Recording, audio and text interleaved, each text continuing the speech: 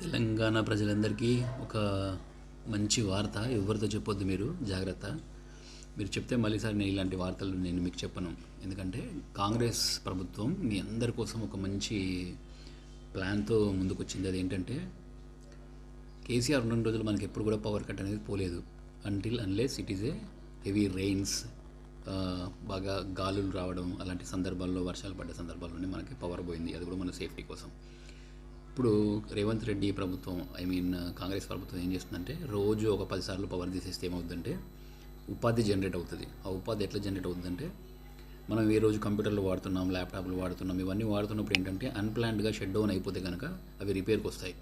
So ఆ రిపేర్లన్నీ మనము దగ్గరలో ఉన్న రిపేర్ సెంటర్లకు తీసుకెళ్తాం. ఆ విధంగా అక్కడ పనిచేసే వాళ్ళకు ఉపాధి జనరేట్ అవుతుంది.